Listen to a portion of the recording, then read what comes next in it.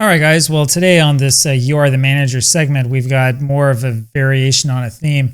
We're going to talk today about a game that I know that many of you remember and probably watched live. Now, I don't. I was too young to remember this one, but we're just going to get right into it. Unfortunately, we have some video to help us out. What we're talking about here today is Game 6 of the 1985 NLCS. And so, first of all, before we dig into this, you have to remember that I was watching an earlier game in the series. The Cardinals came into the series with one of the fastest teams in the history of baseball. They were known for stealing a lot of bases and for forcing in runs at the expense of the opposition.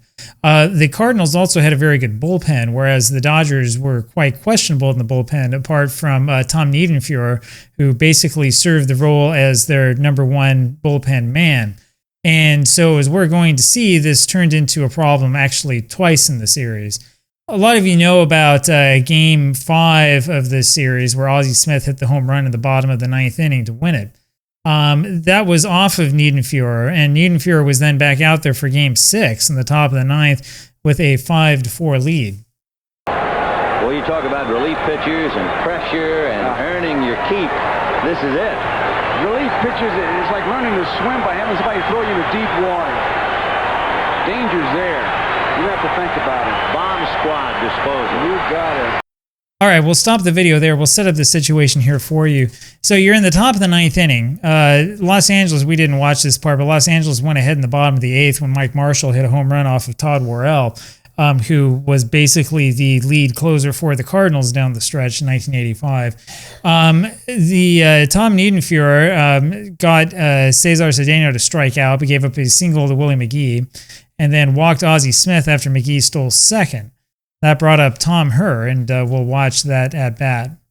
No balls and 2 strikes to Tommy Herr.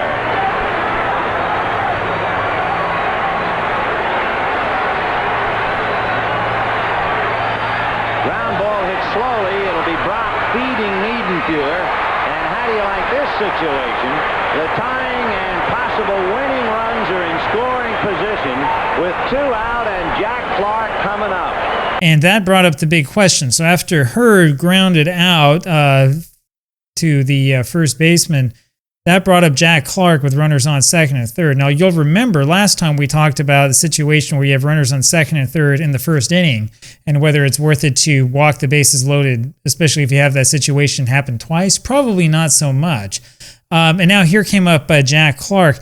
Now, you probably know as well as I do exactly what happened in this situation, but we should take a look at this if we're thinking about this in terms of the manager and what the manager would do.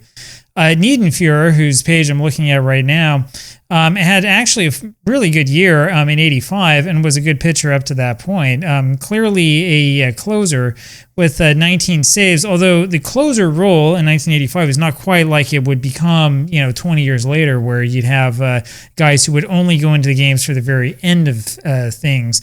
Niedenfuer had a 2.71 ERA, which was definitely not too bad, giving up 0.5 home runs per 9 innings.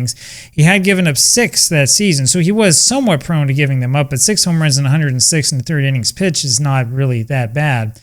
Jack Clark was up to bat, and Clark was a right-handed hitter who was known for being a power hitter. If you go back to read articles written in the 1980s, one of the things that stands out, especially in the early 80s, was what a great power hitter Jack Clark was. He was kind of stuck in Candlestick Park, which was considered to be not a great park for home run hitters, and wound up being dealt to St. Louis with an even worse park for home run hitters.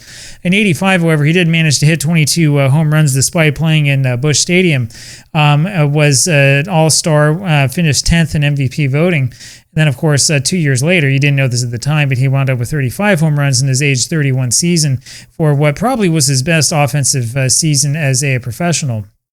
Behind him was Andy Van Slyke.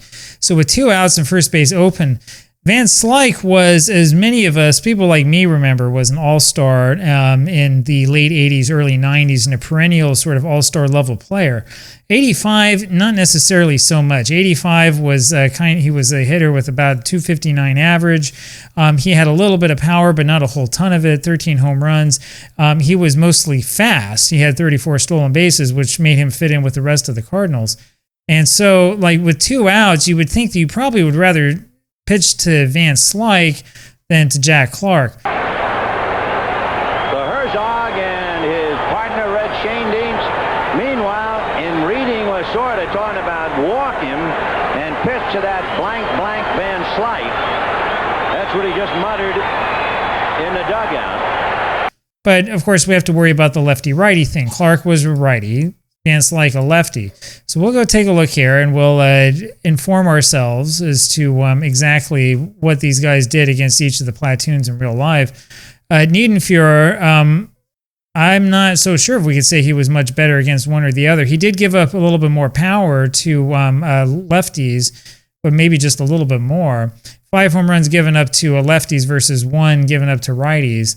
Even still, I mean, Niedenfuhrer was just a good pitcher, no matter how you look at it. Yeah, the players' total OPS plus against meant that lefties had a little bit of an advantage over the right-handed pitcher, which is probably not too far out of what you would expect. Go look at Clark and how he was in 85. Jack Clark, 13 home runs against righties, 9 against lefties. So again, he was sort of an equal opportunity hitter, and he loved hitting against lefties as far as average was concerned, which is what helped his OPS out. And then we go take a quick look here at Van Slyke. And as this loads, Van Slyke, 281 hitting against righties, 111 against lefties.